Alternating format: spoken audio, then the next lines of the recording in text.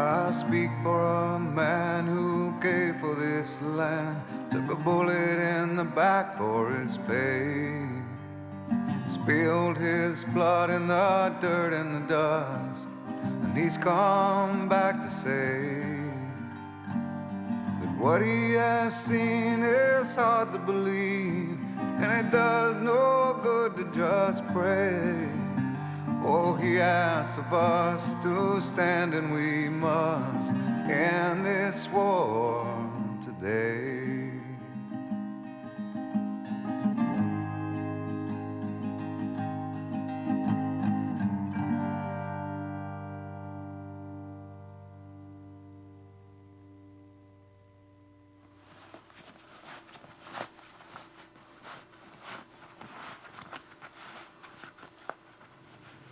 Now, Mr. President, today we're faced with the most solemn decision a lawmaker can make, whether or not to authorize the use of military force. Voting for a course of action that will send young Americans off to fight and die for their country is the most solemn responsibility every member of this Congress will undertake. We need to approach this issue as if we are sending our very own children to war. When he puts on that uniform, he's my baby. And I have fear. This is probably the hardest decision I've ever had to make. The great debate we begin today represents the opening act of a drama that promises to define the 21st century.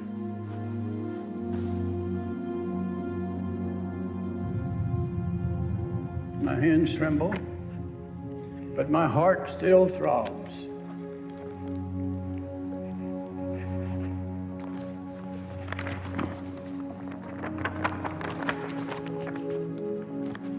I read this quote. Naturally, the common people don't want war.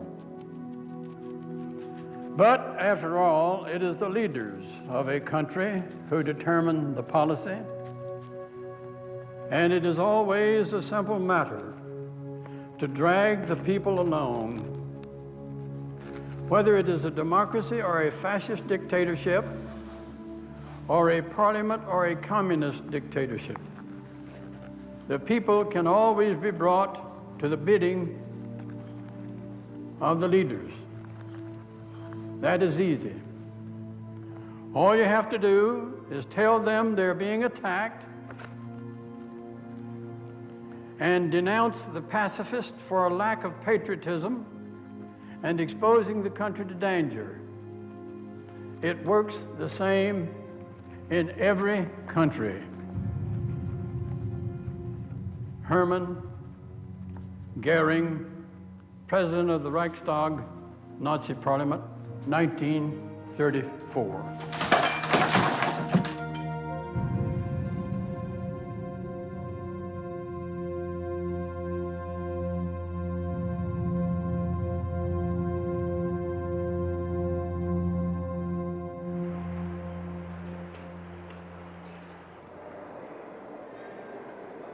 Hey, wow. Here it is. That is massive. When I made the phone call on September 13th, it was because I saw the pictures of him standing on top of the pile saying that we were going to smoke the evildoers out that did this to us, and we were going to find them in their caves. But if it weren't for this, I wouldn't have joined the Army, which means I wouldn't have gone home on Christmas leave to go to a bar to meet Bree. All that had to happen so I could fly 10,000 miles away to not shoot around because all I saw were women and children running away from gunfire before I took a bullet myself. Tonight I want to take a few minutes to discuss a grave threat to peace. The threat comes from Iraq. Based on intelligence, we have a very frightening picture of Iraq's capabilities. We've all had those briefings. I had the most recent briefing just this afternoon. If I had not been one who was given intelligence briefings, I may well have opposed this resolution. Dick Cheney, Colin Powell, Don Rumsfeld, Condoleezza Rice, brilliant people all. We look at the Vice President, we look at the Secretary of State, we look at the Secretary of Defense. This is as glittering an array of talent as any president has ever assembled to advise him on foreign policy matters. Indeed, I believe they have a plan. Mr. Allard? Aye. Mr. Allen? Aye. Mr. Baucus? Aye. It was April 4th, 2004, and I took a shot right above the left collarbone. After I spent time in a field hospital in Kuwait, Landstuhl, Germany Air Base, Walter Reed, as well as a rehab hospital in St. Louis, I finally made it home to Kansas City, Missouri on July 16, 2004. This is CrookCollege.com, and it's for learning about life in a wheelchair. But my favorite part's the message board. If something I haven't experienced with Thomas is going on, like right now I'm used bowel problems, I posted that and it says, problem is Thomas is having accidental bowel movements every 4 to 6 hours, it seems. He is very concerned for upcoming wedding and events. And on the day of the wedding, he's terribly worried about having an accident while he's in his tux. He is starting to get very excited about our wedding, and it would break my heart if he had to experience something like that on such an important day. Please help us. The threat posed by Iraq grows with each passing day. Mr. Bai? Aye. It's a danger that grows every day. Mr. Bennett? Aye. Each day that goes by, he becomes more dangerous, more diabolical. Every day, Saddam Hussein grows stronger. His capabilities become better. Mr. Biden? Aye. Every day, Saddam Hussein builds more chemical and biological weapons. The longer we wait, the more dangerous he becomes. Mr. Bond? Aye. Mr. Bro? Aye. Mr. Brownback? Aye. Mr. Bunny? Aye. Mr. Byrne? Aye. Mr. Campbell? Aye. Ms. Cantwell? Aye. Mrs. Carnahan? Mr. Carper? Wait! Slow down. Don't rush this through. The rush to say to the president, go it alone. Don't worry about anybody else.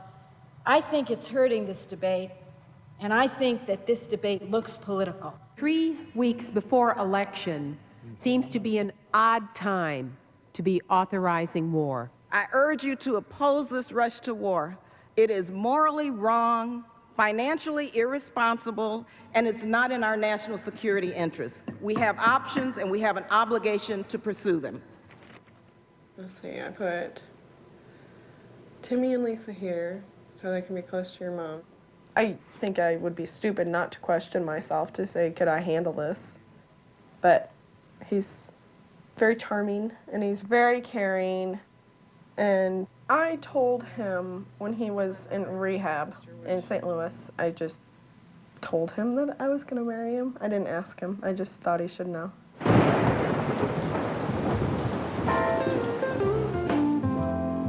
You got like boobage showing.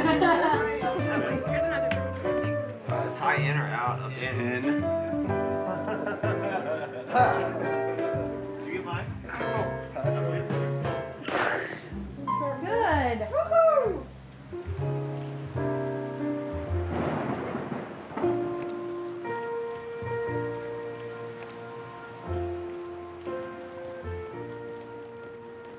With this ring, I thee wed, and pledge my faithful love.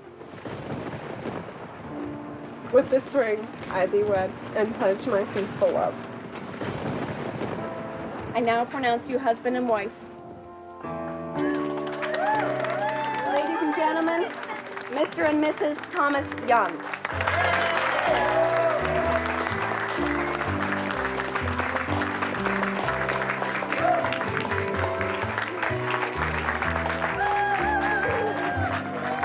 Oh, my dress is Jimmy, push him back on. Damn your big dress. I know, I'm sorry. Thomas, I'm just getting to know you, but thank God you're a liberal. I got a couple words to say. I heard that thank God you're a liberal thing. I had to say something. And, well, I'm Thomas's little brother, and me and him have been through a lot together. And, Bree, I'd like to welcome you to the family. Thank you. It's a pleasure having you. And here's to you two and your future endeavors.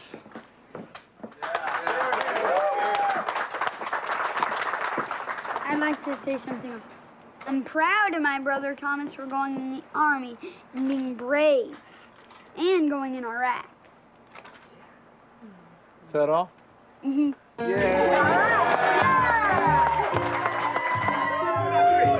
One, two, three. 1, 2, 3.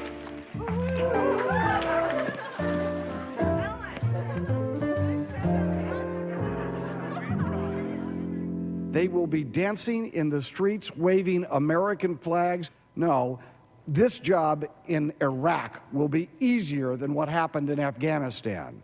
Mr. Cleland. Aye. Mrs. Clinton. Aye. Mr. Cochran. Aye. Mr. President, what happened to Osama bin Laden?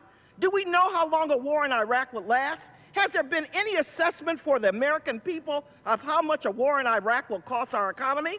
Do you have any idea of the human loss we should expect? Remind members to address their remarks to the chair and not to the president. Dude, I ain't never having a wedding at my house again. This is it. My middle son, Nathan, is also in the service. He will be going to Iraq as convoy security. You got to know, way down deep inside, I'm so proud of you. And I think you're an amazing young man. And what you're doing is so honorable and so noble. I just hope that you've had as much training as you think you've had. Oh, I've had Because when Thomas got over there, he thought he was trained. And it was not what he thought But you it got to was remember, gonna be. Thomas's unit never went to Iraq. My unit's been to Iraq once, and they Right, didn't and lose that a is, single you're person. right, that is different. But at the same time, I hate to see you go. For a year, I will worry, I will worry, I will worry. When Thomas came home from rehab, he was obviously focused on gaining as much independence as he could. Go over and spot me. But that doesn't give your life purpose. And so he felt pretty useless for a long time. He didn't get out of bed. He played PlayStation, watched movies, listened to music, read magazines. And he would watch the news, listen to Bush and Rumsfeld and everyone, and get so upset about all the lies that they were telling. And I really think that it was about the time that Cindy Sheehan was in Crawford that he realized it was important for him to speak out. The focus turned to one mother's grief. He's on vacation here for 5 weeks. There's your buddy. She's there because she's our voice. Yeah, she's your voice, not my voice. You know, when I meant our, I meant mothers of children who are in Iraq.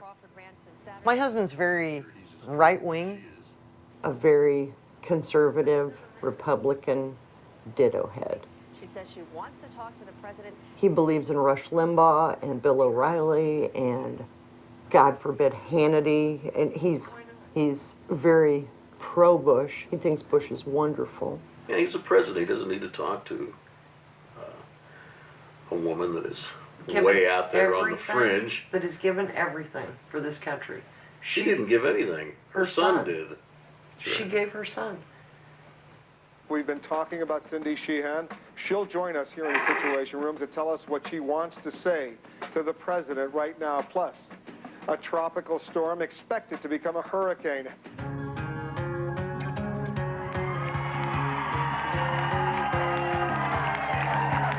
Many of us who have been silent far too long have begun to get behind these women being led by Cindy Sheehan. Before I joined the military, I was politically minded, but not necessarily politically active. I only became politically active once I had joined an organization called the Iraq Veterans Against the War. Please welcome a brave woman. Thomas is there. Nice to meet you. We're going to take Count Casey to Congress, and we're going to... Momentarily, we're going to speak with Thomas Young, a 25-year-old disabled Iraqi war vet. He's here on his honeymoon. I can no longer control my body temperature, and when I go outside in the heat, I have to wear a cooling jacket that has frozen gel inserts to keep my body temperature regulated and cooled. They tell me the feeling dizzy after warm days and all this will go away eventually once I get used to my injury. God, I hope they tell him the truth. Nice to meet y'all. I'm Thomas Young. Nice to meet you. Thomas, by the way. Hey, you've got time to do an interview? I called my recruiter on September 13th. I wanted to go to Afghanistan, and I only managed to spend maybe 5 days in Iraq until I got picked to go on my first mission. There were 25 of us crammed into the back of a 2.5-ton truck with no covering on top or armor on the sides. For the Iraqis on the top of the roof, it just looked like, you know, ducks in a barrel. Yeah. They didn't even have to aim. So when you're asked to fight a war that's over nothing, it's best to join the side that's gonna win. And no one's sure how all of this got started, but we're gonna make them goddamn certain how it's gonna end. I've got meetings, I guess. I'm a busy man. We're coming. I'd also want to introduce Thomas Young. He was fighting in Sadr City and wounded the same day Casey was killed, and he was part of the 1st Cavalry too. I also would like to demand a meeting with the president because I feel he owes me some explanations as to why a soldier can volunteer to go over and fight for his country and lose his ability to walk, plus a lot of other important functions, and why I am not worth the funding for stem cell research. Sorry, but we're gonna have to cut this short. I'm gonna need to go find a table to lean on for support. So are we good here? Yeah. Thanks a lot. Thank you.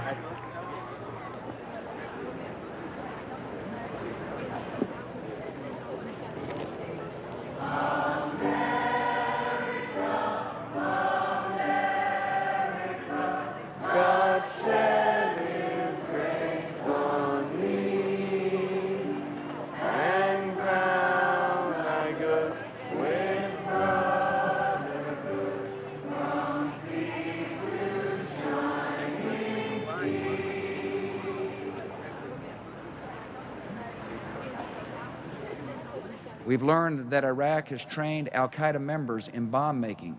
Saddam Hussein's regime trained al-Qaeda operatives in bomb making. Saddam is now training al-Qaeda in bomb making. We know that Iraq and al-Qaeda have had high-level contacts that go back a decade.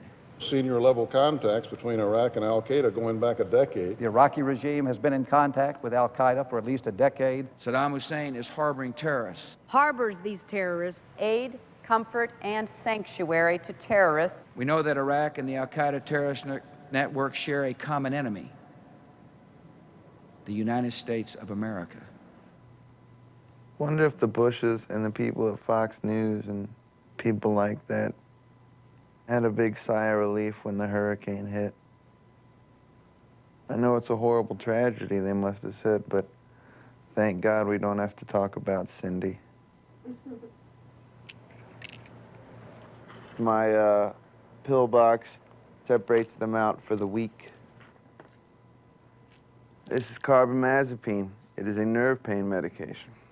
Ms. Collins, aye. This is a drug called Coumadin, and it's a blood thinner. Mr. Craig, aye. This is Tizanidine.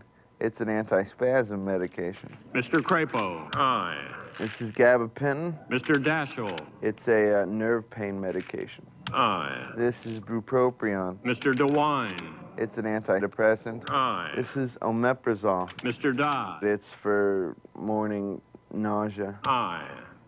And this is morphine. It's a narcotic, and in this situation, the effect is not to get high, but to kill pain. And so I have to take more and more of it to stop the pain. You know, you see a guy who's paralyzed in a wheelchair, you think, oh, he's just in a wheelchair. You don't think about the, you know, stuff inside that's paralyzed. I can't cough because my stomach muscles are paralyzed, so I can't work up the full coughing energy. I'm more susceptible to urinary tract infections, and There's a great big erection sidebar to this whole story. Hold the head of the penis between the thumb and the forefinger. One of the more delightful side effects of my situation is erectile dysfunction, ED, and there are several choices out there on the market available to a young man with penis problems, and we've tried 2 or 3 of them, and they haven't really worked all that well for us. One that we haven't tried is this thing called the Caverject system, which involves a shot directly into your penis of some kind of magic medicine that'll give you an erection. But it still involves a needle into a very sensitive area. Another way to try to awaken the monster is the pump. It's kind of like a vacuum tube thing, and you can watch your penis get larger. But it's not the most romantic thing in the world to bring this big hunk of plastic and rubber into bed. The problem with the pump is that Thomas wears external catheters, which are basically like condoms. And it's like a condom with a tube on the end of it. And this is what he pees out of, and it goes into a bag. To keep the condom on so that he doesn't have an accident and wet himself, there's a lot of adhesive used, which sometimes irritates the skin of the penis. Add to that the fact that he's on blood thinners because of a blood clot, and when you use the pump, you're forcing a lot of blood into the penis, which brings blood to the surface, and so the skin on his penis bleeds, which freaks him out. We cannot wait for the final proof, the smoking gun, that could come in the form of a mushroom cloud. When there is a smoking gun or a mushroom cloud, we have waited too long. We cannot wait for the smoking gun.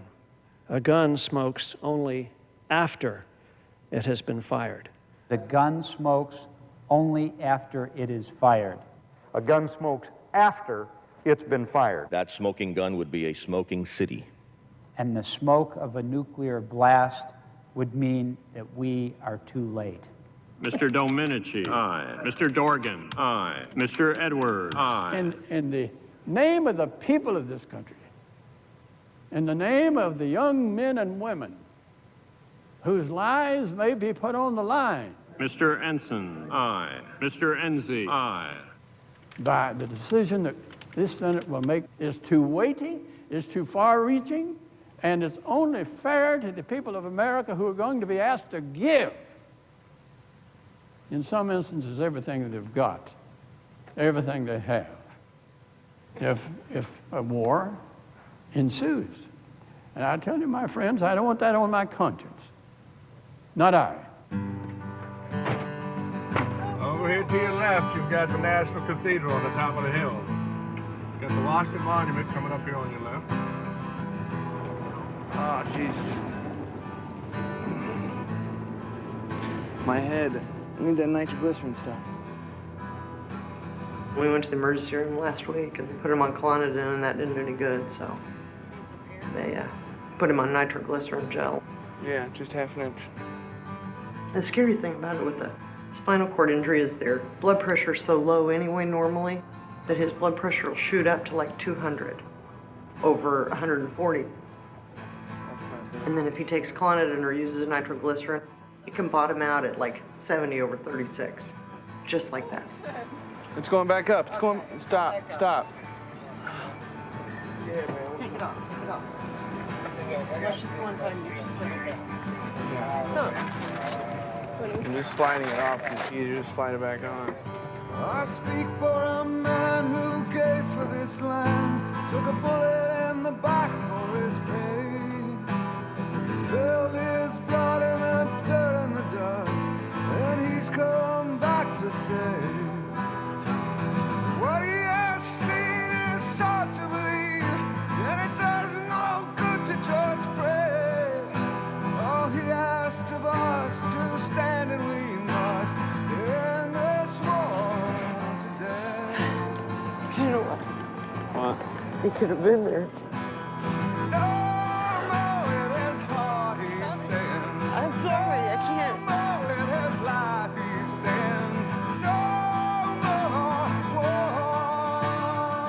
It's just, I mean, his picture could be there, just like that. And I could be going over to put flowers on his cross, you know? And instead, I'm here with him. That's, you know, it's just so, it's so overwhelming. It just really is overwhelming. I just can't.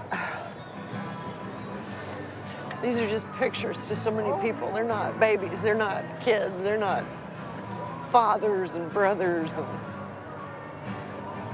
And to see it in this chain of 2,000, you know, 2,000. And that doesn't even include the 14,000 that are injured and in wheelchairs. And oh, yeah. I had to have a cigarette first. Okay, I think I'm ready. Oh.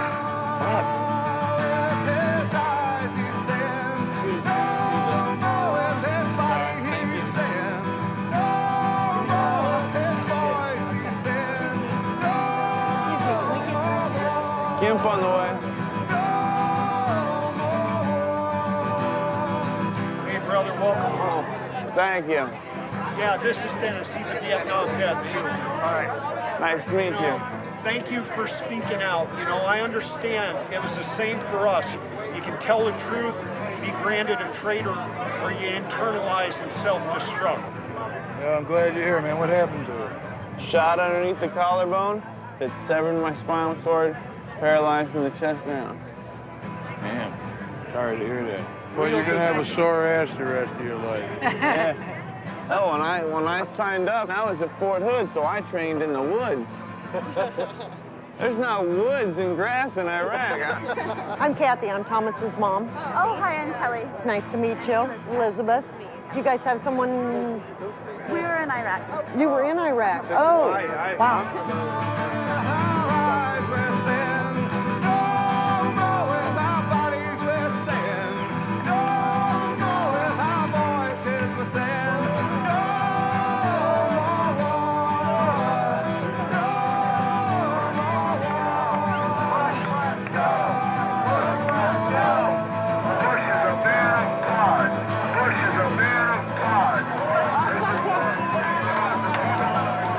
Bush will not be in heaven. Thou shalt not kill.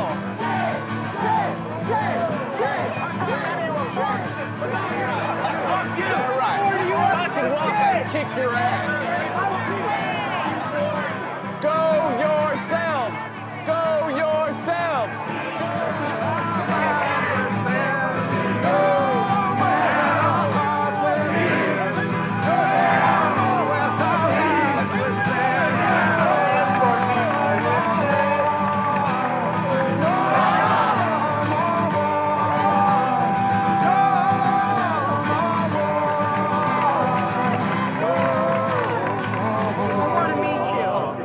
I thank you so much. Ah, well, Coming here. thank you.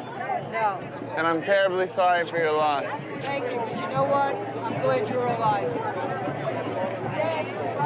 Glad you're alive. Oh, yeah. And I want to make sure you get the help that you need. Thank you.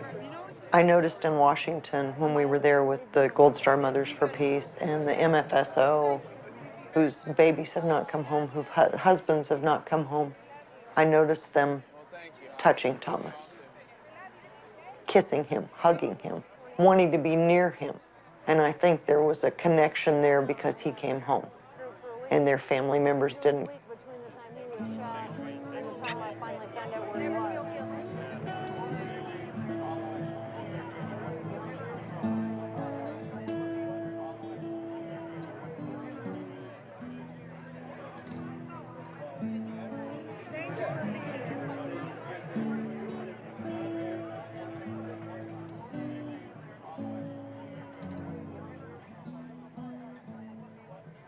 Families who watch their sons and daughters go to war only to never see them again and maybe even return with lifetime illnesses. We mustn't risk the lives of our sons and daughters or the lives of Iraqi civilians when we have no evidence that our country is in imminent danger. We ought to hear at least what the reality is that the American people ought to understand, that the parents of those servicemen ought to understand what their children are going to be faced with.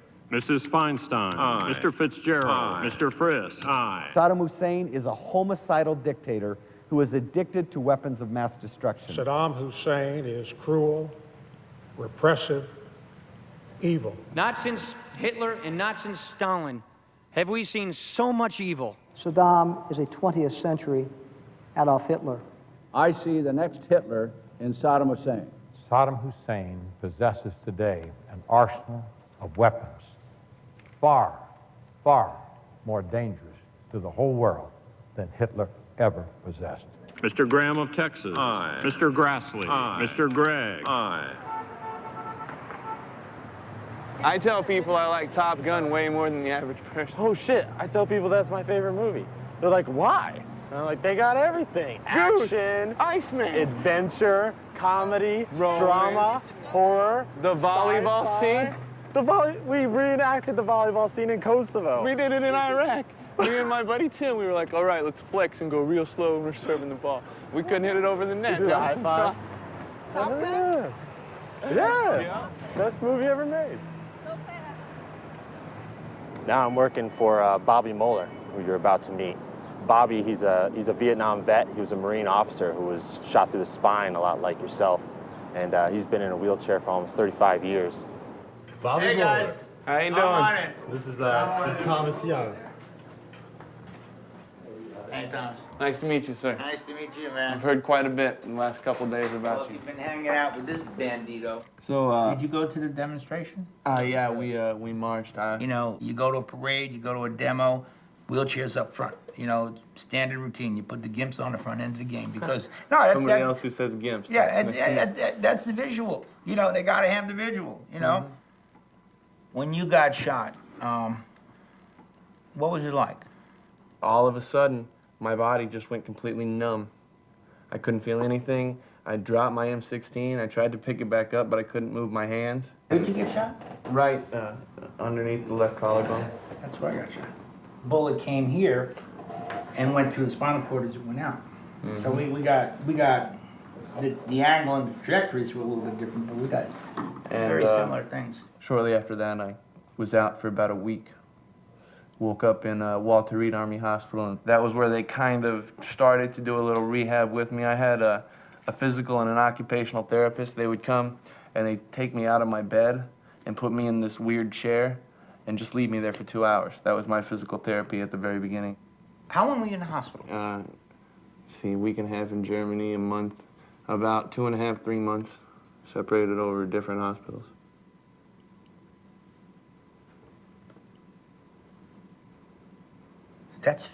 I was in the hospital for a year. And then I went on an outpatient basis for another 9 months. You got short shrift, you know. I think I'm in better condition than you are. Oh, yeah. All right? Can you sit up easily enough? I can sit up easily enough, but it gets very painful to maintain an up position. Why? Where does it hurt? It hurts all the way. It hurts in my neck, and it radiates to my shoulders and upper back. It stops about the chest level where I'm paralyzed from. You need work, man. Oh, No, you need work. I'm telling you flat out. Then I'm supposed to be doing a sphincterotomy. Don't do that. Don't do that? What should I do? Because the urinary tract infections that I'm getting from all the, because I calf 4 times a day, and I really don't understand why it is I keep getting UTIs. Because you're calving 4 times a day, that's why. Then what should I do about that? Because the sphincterotomy seems to be the only real solution. Yeah, and then you're gonna lose the ability to have an erection. I've already lost. I don't have. You don't have. Well, now there's no reason why you can't wind up getting spastic erections, which I you do know, get spastic erections. Yeah, well, cool. You know, you can parlay that with some Viagra, with Caberjet, with all kinds of other things, and you can wind up. Believe me, this is a separate conversation. You you're going to wind up being an ace because no normal guy can hang in there the length of time that you're going to be able to hang in there because the only way they're going to knock your dick down is with a sledgehammer. No. Okay? That's the bottom line. You know, you're not one of the hop and pop guys, all right? I put him in the hop and pop category. He gave me a prescription for Viagra initially, and that didn't work. That worked a couple times, and then it stopped. Yeah, pump up the volume. Use that in conjunction with the Cabaret. Again, I'm just going to say it. I think you got short shrift, man. You've seen the squandering of, you know, billions of dollars for bullshit war, destroying people. You get shot, and now they're going to skimp on giving you the kind of treatment and care that, you know, you obviously have a right to and deserve. I got to the point where I said, okay, here it is. If I don't fight this system, I will die. You got every right in the world to say, this is bullshit. You know, what are they going to do to you? What are they going to do to you? Mr. Hagel, aye. Mr. Harkin, aye. Mr. Hatch, aye. Just trust the cherished principles on which we were founded. Put faith in freedom and raise your voices. Mr. Helms. And send this message to the world. Aye. The forces of freedom are on the march. Mr. Hollings. And terrorists will find no safe harbor in this world. As James Madison wrote, in no part of the Constitution is more wisdom to be found than in the clause which confides the question of war or peace to the legislature and not to the executive department. Mr. Hutchinson of Arkansas, aye. The trust and the temptation would be too great for any one man. Mrs. Hutchison of Texas, aye. That was James Madison. Mr. Inhofe.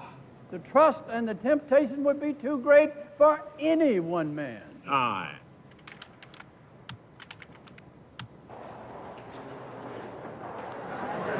See how it starts out? We, the people. These are private meetings, and they're meant to be private. We've got other film crews. This wasn't set up as a whole news availability. Set up as a private meeting. We're with Tom Baker. It's his story.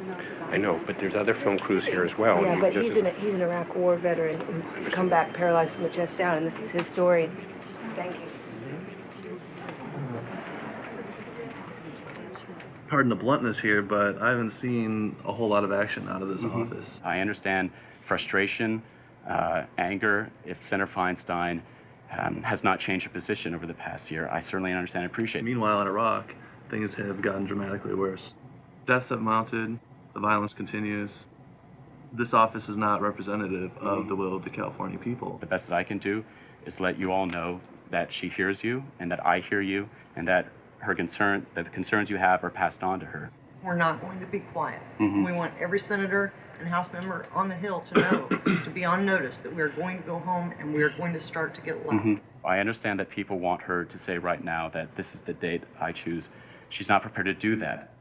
She feels very strongly that setting such a date will not help the Iraqi people, that Iraq could potentially fall deeper into chaos and civil war, and she is not going to support a timeline at this time. Thank you. There is another meeting that's scheduled. Thank you very much, Rick. Thank you. Saddam Hussein still has chemical and biological weapons. He has aflatoxin and he has ricin The Ebola virus. Smallpox virus. Smallpox has about a 30% mortality. Wheat cover smut, which can be used to poison crops. VX, sarin, VX, Tabin. You can put them in a bottle this small. He's got 22,500 gallons of anthrax. 100 tons of mustard gas. 200 tons of VX nerve gas. Mr. Johnson, Mr. Kerry, Mr. Cole, aye, aye, aye. Saddam is a world problem and should be addressed in the world arena. No nation should be above international law. The president has an obligation to go to the United Nations first. That is ridiculous. Quit idealizing the United Nations for what it is not. The atmosphere before a Security Council vote often resembles a Middle Eastern bazaar. When we're talking about the security of our people, I am not willing to delegate the responsibility of protecting them to the UN. Hi guys, I'm Kathy. This is my Thomas. This is when he went into Iraq. And he was told he was going to go to school and he would see the world, and he came home in a wheelchair.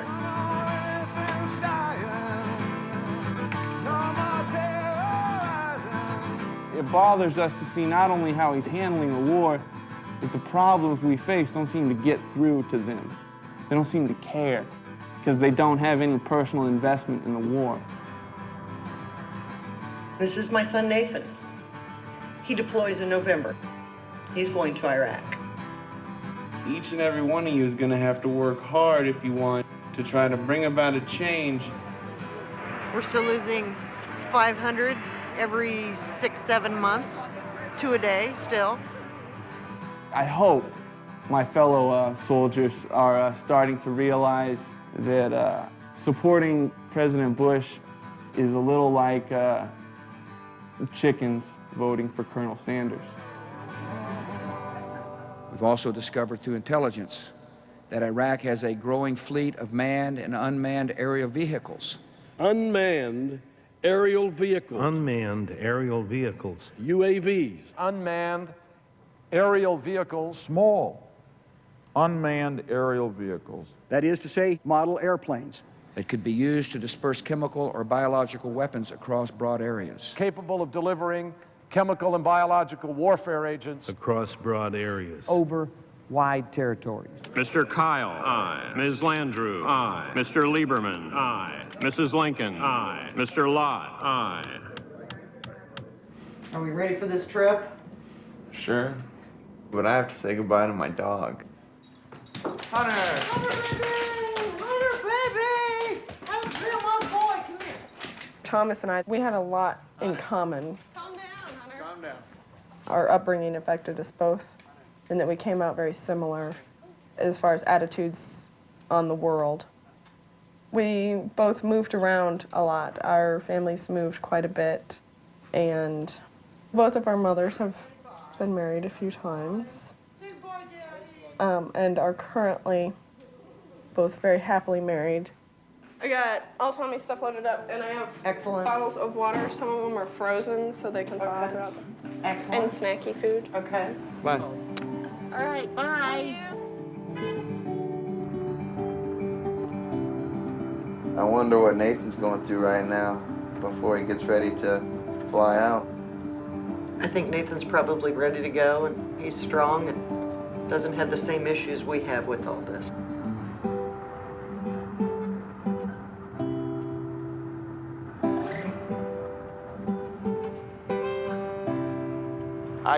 I can urinate, I can push out urine, but I don't push it all out.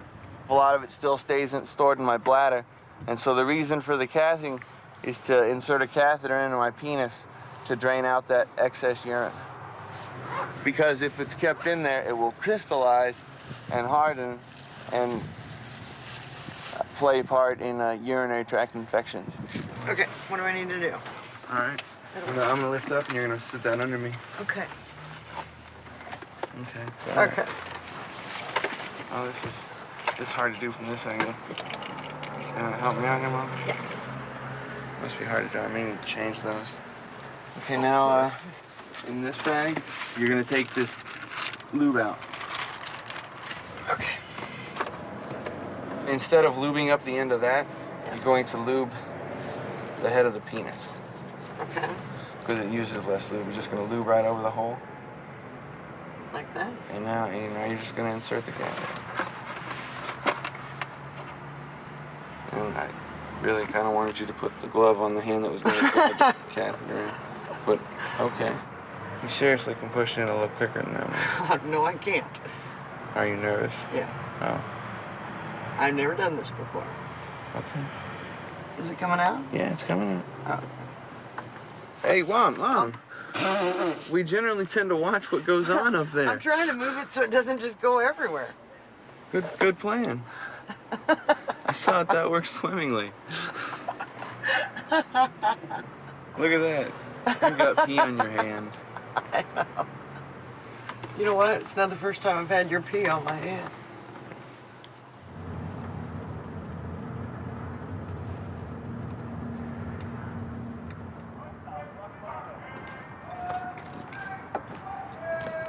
These 21, 22-year-olds that are leaving, it's not even in their heads that they're going to come back dead. They don't even think about that. They're just going over to there, shoot people, and they're going to shoot everything that's in their way. And if they do that, a bullet's not going to hit them. You know? If they shoot the Iraqis first, those roadside bombs aren't going to blow them up. And that's the mentality that the Army has to have and has to use to get these kids to go over there. I mean, this is all just a waste. I mean, what they're training for, because that's not what they're going to do. They're not going to rappel off shit. There's nothing to rappel off of over there. They're not going to drop out of helicopters, and it's not going to be all glamorous and shit. And it's so hard to be here getting ready to send Nathan off. And I mean, I want him to know how proud I am of him and how brave he is, but I don't want him to be brave. I don't want him to be a hero. I don't want him to think that I'm so proud of him because he's a hero. I'd be just as proud of him if he worked at Target and made $6 an hour. And it pisses me off that it has to be like this, that this has to be the way it is. For them to be brave and be honorable and, you know. This makes them better. This makes them dead.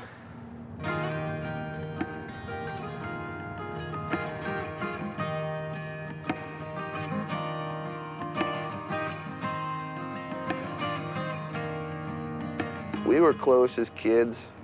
The first day of school, when Grandma put us in Velcro shoes, white socks, fluorescent, well, I had fluorescent shorts. You had dark black looking shorts, and we both wore stupid shirts. We picked those clothes out, though. Well, okay, regardless of the fact whether I picked out fluorescent shorts and a black t-shirt, how are you gonna let a fourth grader go, yeah, I think this matches?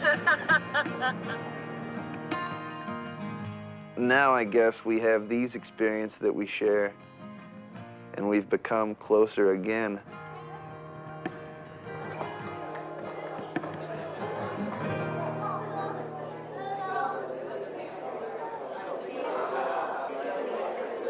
Made your peace with God? Nathan has always, in every situation he's been in, thought he was 10 feet tall and bulletproof. I'm scared. I know what can happen. I know what can happen both physically and emotionally and mentally.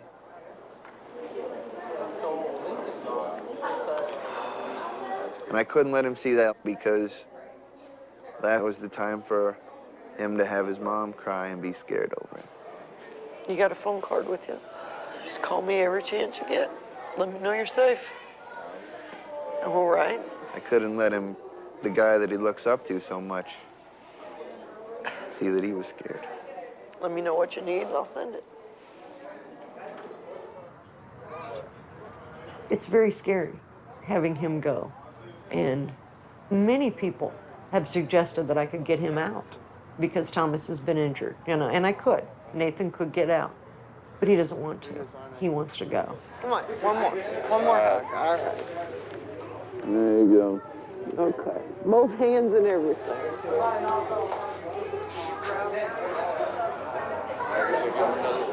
See you later, big bro. Yeah, same here. Stay up. You'll be all right. That's right, be careful. What do you say? What? Be careful. Always in. That's right.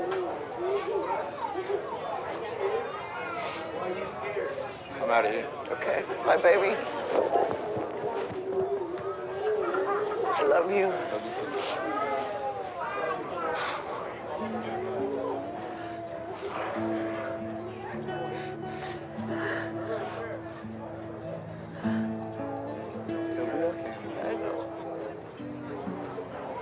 Excuse me, everybody. Excuse me. Excuse us.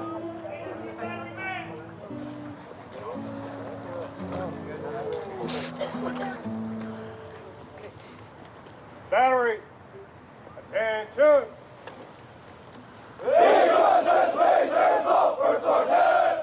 Right, face. Forward, march.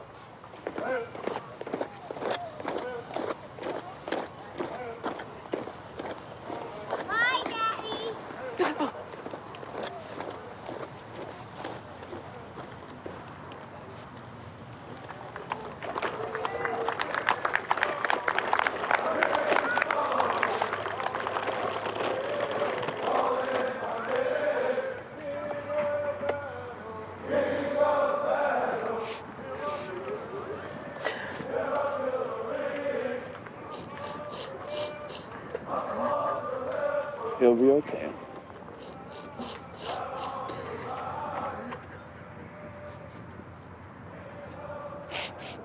You're sentencing thousands of Americans to sure death. You know that the president wants blood. He wants to go to war. That's why we're going through this. And so you are giving an inexperienced, desperate young man in the White House the execution lever to kill thousands of Americans. Some of you did that, and you could look at the 50,000 names on the wall down in the mall. Don't do it again. This resolution transfers the responsibility and the authority and the power of the Congress to the President so that he can declare war when, if he wants to. This resolution gives over the power the people have given to us to the sole discretion of one man. We can save a lot of space, we can save a lot of paper if we want to pass this 9-page document by cutting it down to one sentence. The President is authorized to use the armed services of the United States for as long as he wants, wherever he wants, in any manner he wants, without any approval by Congress, as long as he determines it is necessary to defend against a threat posed by Iraq in his own determination. That's all. Mr. Lugar, aye. Mr. McCain, aye. Mr. McConnell, aye. Mr. Miller, aye. Mr. Murkowski, aye. This is an abdication Mr. Nelson of Florida, of our responsibility. Here it is. Mr. Nelson of Nebraska, What a shame. aye. What a rag. Aye.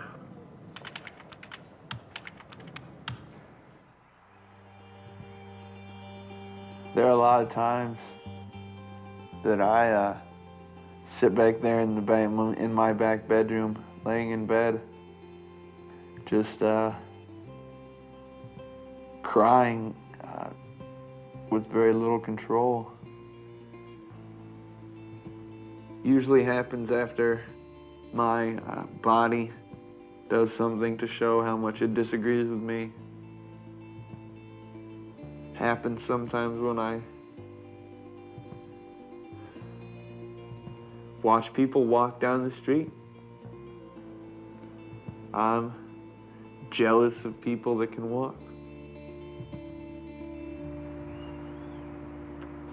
I work at Air Cargo Loadmasters.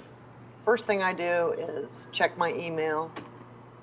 And the second thing I do almost every morning without fail is go to icasualties.org and check and see if there's any new fatalities. It's up to 2,400 now. And then I look and see who's died in the last day and make sure my baby's not on there. It has the Iraqi body count. 31,000 civilians have been killed since the beginning of this war. 31,000, a country that had nothing to do with September 11th. This morning there's a picture on here from Time of the best photos of the year. This was done by Todd Heisler in the Rocky Mountain News. And the story is, the night before the burial of her husband's body, Catherine Cathy refused to leave the casket, asking to sleep next to the body for the last time. The Marines made a bed for her, tucking in the sheets below the flag. Before she fell asleep, she opened her laptop computer and played songs that reminded her of Cat. And one of the Marines asked if she wanted them to continue standing watch as she slept. I think it would be kind of nice if you kept doing it, she said. I think that's what he would have wanted. This was his body being removed from the airplane. You know, that's the story that Bush doesn't, he doesn't want us to stop and think about this war like that.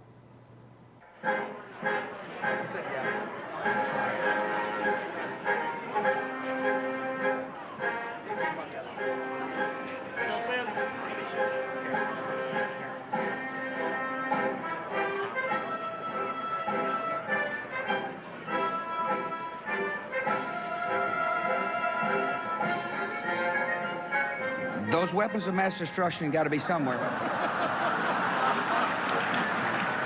Nope, no weapons over there. Maybe under here.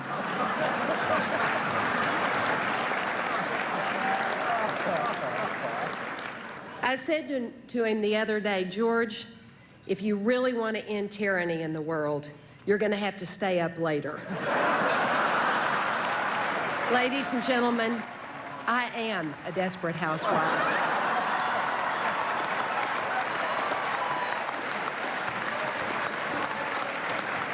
They're so insulated. They don't want to know about people like Thomas. How you doing, buddy? And the 4 or 5% of the population that is actually sacrificing for this war. There are risks of action, but there are also risks of inaction. The risk of inaction is worse than the risk of action. Inaction is more costly than action. There will be no action that we could possibly take that's going to get the support of people who will always find an excuse for doing nothing when it takes courage to step forward. If the Iraqi regime is able to produce, buy, or steal Mr. Nichols. an amount of highly enriched uranium a little larger than a single softball, Mr. Reed of Nevada. it could have a nuclear weapon in less than a year. Mr. Roberts. The estimates are publicly that it could have a nuclear weapon in less than a year. A nuclear weapon would take no longer than a few months to produce. A matter of months. Aye. I plead with the American people, let your voice be heard. Mr. Rockefeller. Aye. Mr. Santorum. Aye. You need to be heard. You have a right to be heard. You have questions that should be asked and answered. Mr. Schumer. Aye. Mr. Sessions. Aye. Let the leadership of this Congress know that you don't want this resolution rammed through this Congress before the election. The life of your son may depend upon it. The life of your daughter may depend upon it. Get out there and let this leadership know. Mr. Shelby. Aye. Mr. Smith of New Hampshire. Aye. Mr. Smith of Oregon. Aye. Ms. Snow. Aye. Mr. Spector. Let the hills and the mountains and the valleys reverberate with the sound of your voices. It's your country. Stand for it now. People out there, speak out. Jamie, would you hold this one for me? Thank you. And I'll get this one.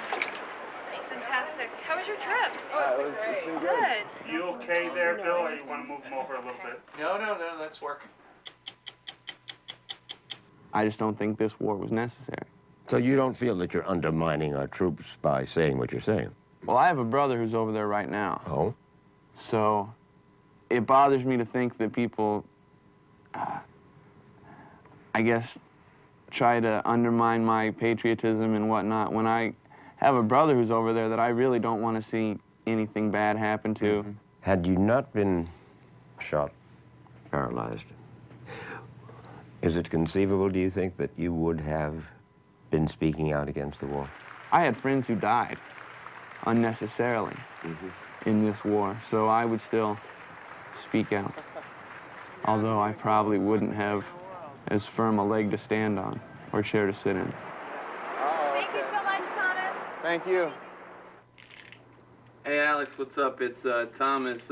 We will be at the Presbyterian Church, which is on South Oxford, out in Brooklyn, and I've been told the thing starts at 7, so I'll talk to you later, man. I think you missed a morphine somewhere, honey. This is Strike Watch 2005. No sign of an end to the transit strike anytime soon. Looks like it's going to be just as bad as it was yesterday. Interior Avenues in Midtown right now is in torture mode. You got delays. Let's go on down South Park Avenue. Central Park into Times Square. Of course, that will impact Broadway too. About a half hour to go from one lane to another. About a half hour. It's unbelievable. We knew the thing would be late tonight, but we are waiting for Thomas Young.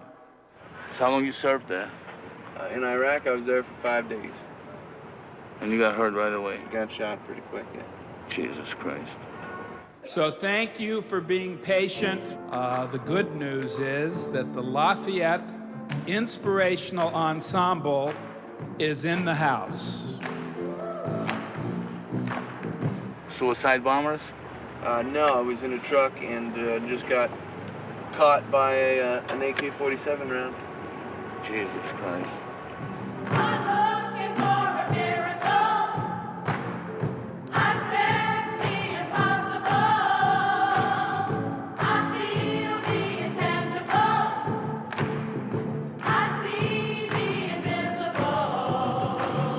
I support our troops overseas, definitely. You know. I do too. I just want him to come home. Yeah.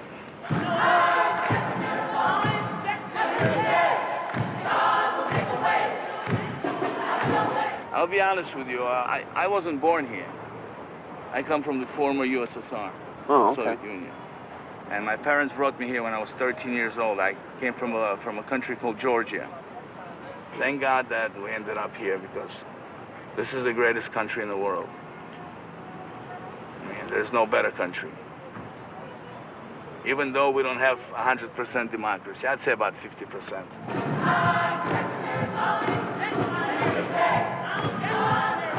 Here's the latest travel advisory.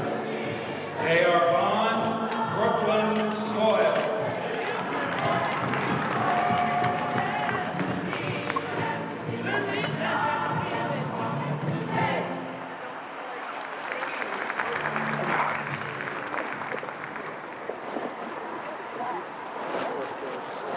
Oh, fuck. You okay? God damn it. You okay? Yeah, I'll be fine. I've seen the American people as a patient people. They want to believe what they're told, especially when their leaders tell them. I'm trying to get the legs out.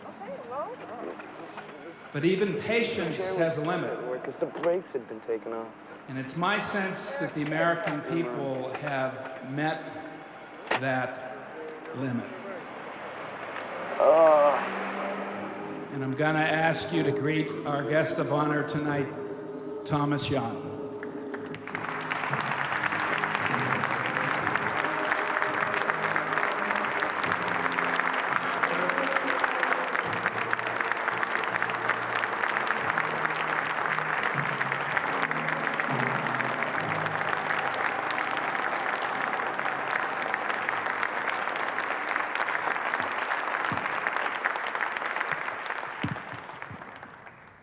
Well, thank you all for coming. On the way down here, I was kind of worried that I would get here and I'd be speaking to an empty church. It took me so long. But for the few minutes I got to hear this wonderful choir behind me, well, it began to dawn on me that y'all would have been pretty good even if I hadn't showed up. You'll have to excuse me for a little bit. I get a little lightheaded every now and again, so hold on.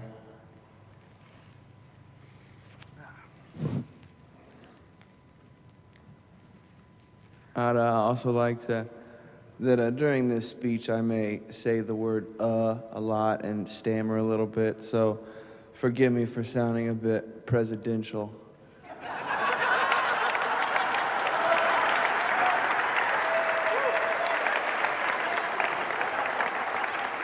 I called my recruiter on around September 13th, 2001, when, if you all can remember, the president stood on the rubble with the bullhorn and said we were going to get the evildoers that did this. And oh man, hold on a second, I'm starting to...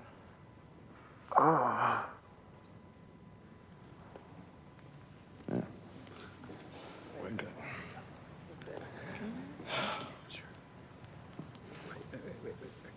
Thank you. All right, let's hope that's a little better. But and he led the rah-rah around the country and got everybody really excited, and I was excited. And I wanted to go to Afghanistan and get the people that did this to us. But after I joined the Army, it became clear and clear to me that we weren't going to go to Afghanistan, that we were going to go to Iraq. And more and more it began to feel with statements like George Bush saying that he sought the approval of a higher father than his own and things like that. It really concerned me that President Bush was trying to use Jesus Christ as an advocate for the war. But I always remembered, at least from the Bible that I read, Jesus Christ was always about peaceful things and love and whatsoever you do unto the least of my brother, you do unto me. And it just shocks me that a man who tries to live his life by such devout Christian philosophies seems to skew so much on this one issue. I don't really, I have to, excuse me again.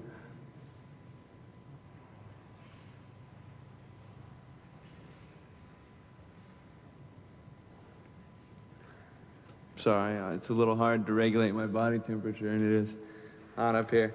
But I heard somebody once say that the only thing necessary for evil to triumph is for good men to do nothing. So just everybody keep together and stay strong, and one day we'll get what we need to get done. And thank y'all for waiting, and I hope I didn't disappoint.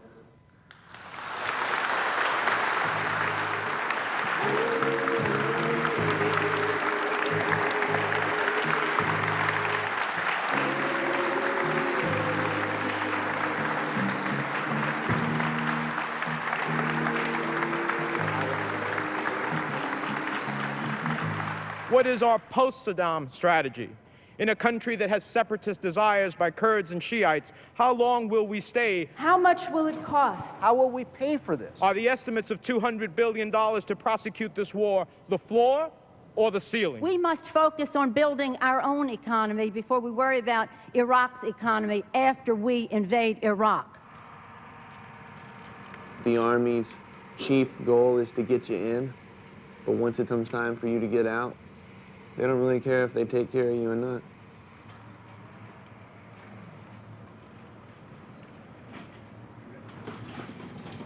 When I was shot in Iraq, I was also shot in the kneecap. And right now I have some large bullet fragments in my knee. And they just recently discovered through a lead test that I have an elevated lead level of around 25 micrograms, which is about 10 off of being a dangerous issue. 35 micrograms is where you start hallucinating and having brain damage, and any number of things can happen from it. And it should have been done consistently. Again and again, he should have had regular blood tests. You know, we had to fight and fight and fight. Is there anything I can get for you? Something to drink or? No. I'm gonna mark this as one of my red letter days in my calendar. This place affects my mood so negatively. Oh, I know. So why are they having you wait? Just to take your blood pressure, make to sure make you're sure stabilized? to make sure the anesthesia doesn't kick back in, I guess, and I fall asleep while driving, which they told me not to do. You want me to go talk to them? No, because you'll just try to make sense of it, and they'll go, blah, blah, blah, wah, wah, wah, wah, wah. And you'll be like Charlie Brown, and you'll go, yes, ma'am. That's right. This would be the PTSD kicking in. Yes, that you don't it is. have, yeah. It's the PTSD that the psychiatrists say I don't have that Right. apparently I have now. Yeah. Someone with PTSD will lash out at the people that they feel are safest. They can't lash out necessarily at a doctor or at a first sergeant that caused this. They can lash out at Bree or myself, you know, the family members. It's okay because we'll still be there. We may get angry, we may yell, but he knows deep down that we're still there. Well, what I'm waiting for right now is for a doctor to come and tell me some aftercare instructions. Like, I mean, when I got my tattoo or my piercing, they told me what to do afterwards to help take care of it. I haven't heard word one here. I do a lot of nursing care for Thomas, and I've heard a lot of people say that that can get in the way of your intimacy. I'm cleaning out his puke pan. He gets nauseous a lot, especially in the mornings. When we are fighting, he will sometimes get angry and say we're basically roommates, and that I'm, you know, his housekeeper and his maid. I could count on one hand, how many times we've had sex. And then obviously when you're spending a lot of time in bed and you can't easily get up and go get things, you have a lot of things at hand. You have your magazines and books and CDs, but he puts everything right down the middle of the bed and physically builds a wall between us. During the war, we lost 139 troops. Since the war ended in May of '03, I think, we've lost 2,160 troops. Since the war ended. we have now become a nation of imperialists. You know, we're going to be at war forever. That's crap, baby. Why is it crap? We want peace. That's why we're there. Keep terrorism at bay. Rather than right here in Kansas City. It's kind of nice that we've opened up this pocket in Iraq that all the insurgents can come into and we can fight them there, because they weren't there before. Some worry that a change of leadership in Iraq could create instability and make the situation worse. The situation could hardly get worse. A unilateral war in Iraq could lead to an increase in anti-American extremism throughout the Muslim world. And it will bring to their cause tens of thousands of new recruits. There is no victory in the destruction of one tyrant while breeding 10,000 terrorists. President Bush makes this truly presidential decision out of his gut. History will read that the nations who stood together and stopped Saddam Hussein saved the world. Mr. Stevens. Aye. Mr. Thomas. Aye. Mr. Thompson. Aye. Mr. Thurman. Aye. A message from the House of Representatives. Mr. President, Mr. Clerk. I am directed by the House of Representatives to inform the Senate that the House has passed House Joint Resolution 114 to authorize the use of United States Armed Forces against Iraq, in which the concurrence of the Senate is requested. The message will be received. What do you need? You're right. That's all you said. You called me. What do Okay. you want? We're gonna stop talking to each other.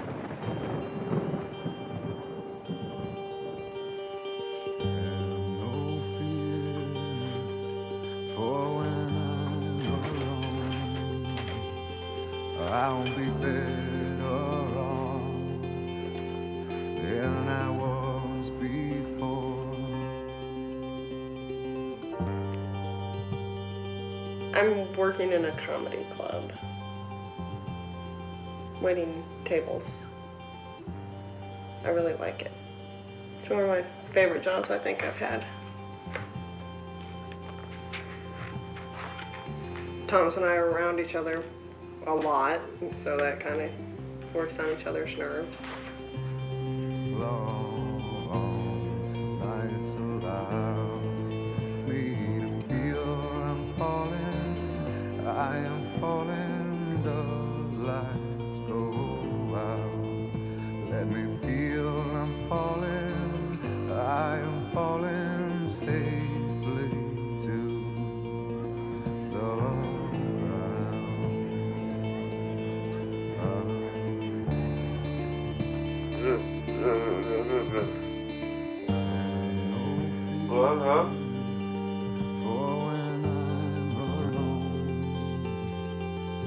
I'll be better off than I was before. I've got this life. I'll be around to grow who I was before. I cannot recall. If my life can teach people anything, it's do not make impetuous decisions. Decisions on whether to invade a country or enlist in the military or anything. Don't rush into the future.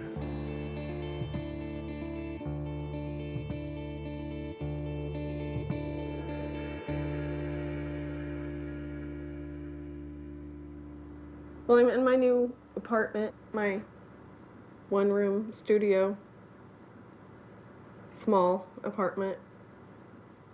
What he told me was that he wanted to end it before we started hating each other.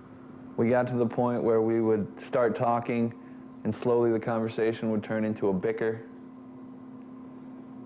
And it just, we tried going to therapy together. That didn't really work out that great. We fought over everything. I don't know, me going out with friends. I mean, I was out of the house a lot more than he. I had a job, and would go out with friends after work sometimes. One of the big hurdles that kept me from asking for the separation sooner was because I was worried that I wouldn't be able to function as well on my own. I'm actually getting food for myself. Oh, my meatloaf's still in there. I'm not cooking yet. I'm still a nuclear chef. You want to film my fridge? That's what do we want, MTV Cribs now?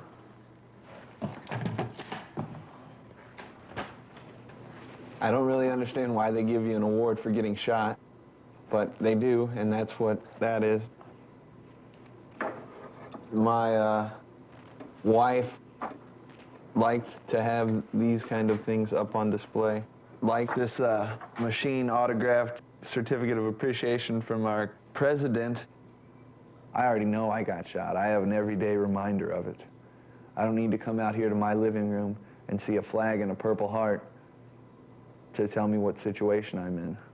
Bam, bam. Here's what you get on M16 and a Kevlar vest. You might come home with one less leg, but this thing will surely keep a bullet at your chest. So come on, sign up, come on. This one's nothing like Vietnam, except for the bullets, except for the bombs, except for the youth that Ready and go. Marker.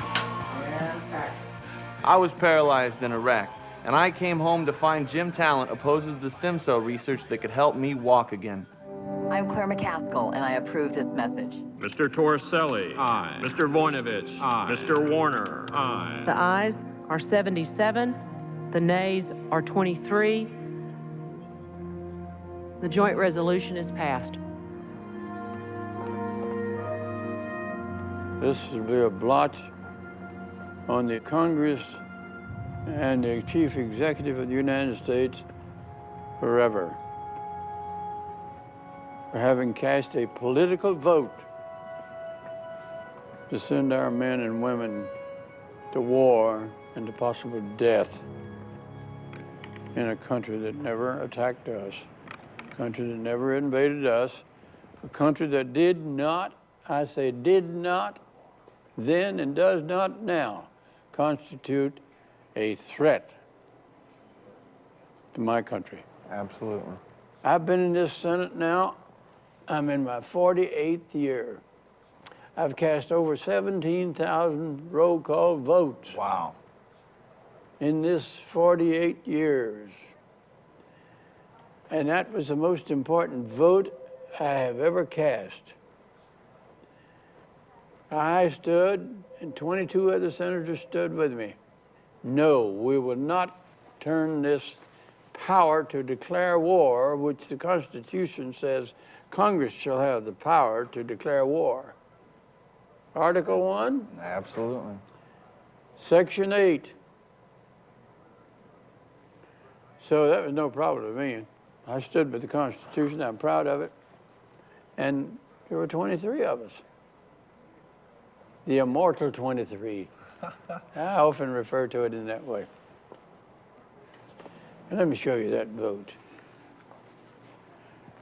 I'm going to put that one out here so I won't have to reach back there to get it.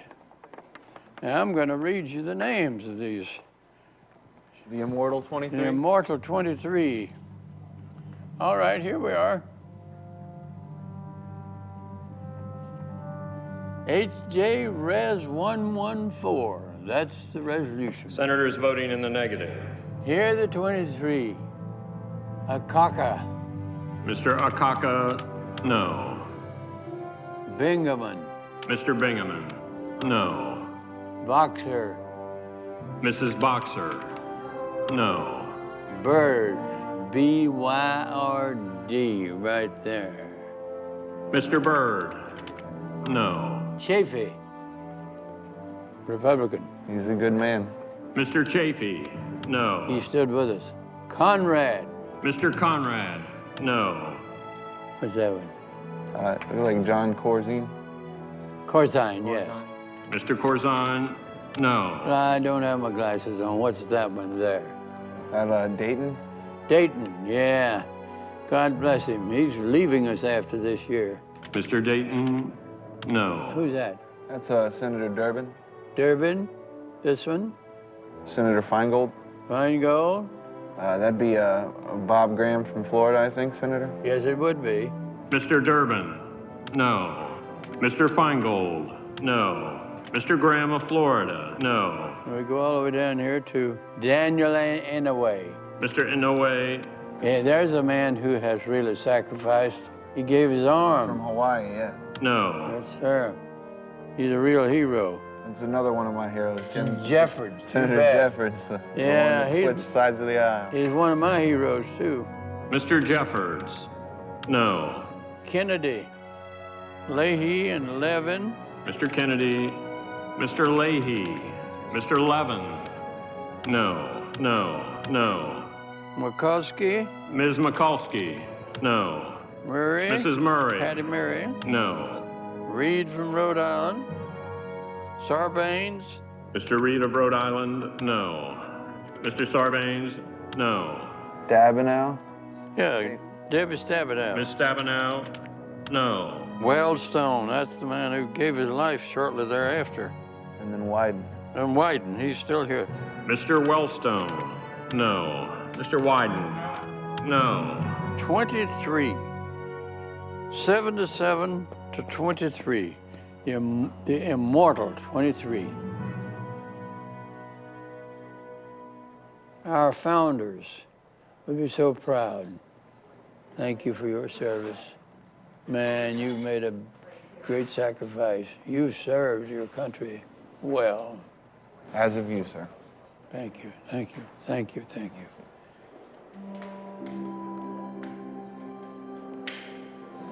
I like it better this way. All right. You see, we both got some mobility issues. Yeah, yes. I had read a few months ago that your wife had passed. I'm very sorry to hear. Yes, my darling passed. Bless her heart. She's an angel right now. She's an angel. Yeah. Where do you go next now? I don't know. I'm not in charge of my day. That's the way I feel sometimes. I'm not in charge of mine.